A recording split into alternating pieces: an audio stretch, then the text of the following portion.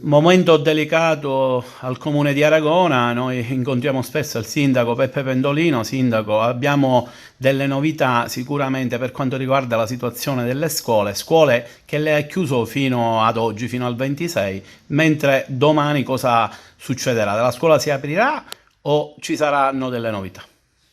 Sì, ci sono delle novità importanti, quindi diciamo, ci sarà la sospensione delle attività scolastiche per questi altri 2 giorni, in quanto sabato 28 presso il mercato coperto effettueremo un drive-in per effettuare lo screening di tutta la popolazione scolastica, in maniera tale da essere sicuri di non avere, diciamo, casi all'interno della popolazione scolastica e iniziare lunedì in totale sicurezza. Ne approfitto per dire ulteriormente alla popolazione di evitare di uscire, di evitare di andare a fare cose che siano soltanto di necessità, non uscire per andarsi a fare la passeggiata che non serve.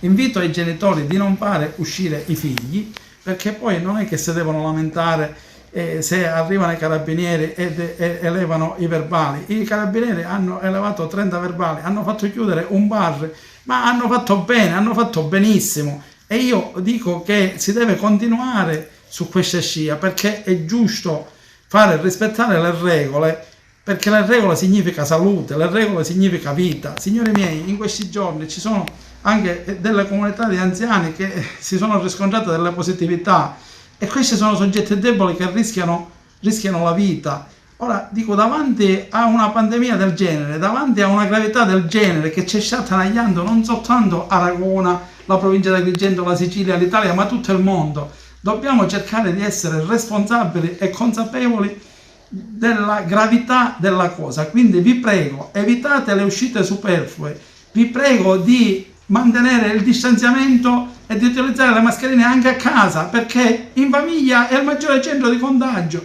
Vi prego di stare attenti, perché vedete che si rischia che, se si intasano come si stanno intasando le terapie intensive, la Sicilia da zona arancione diventerà zona rossa, e poi saremo costretti a chiudere le attività, a bloccare tutto e a far affossare l'economia. Allora, per non far affossare l'economia, per cercare di mantenere quel poco che ci resta, rispettiamo le regole in favore di tutti e per la salute di tutti.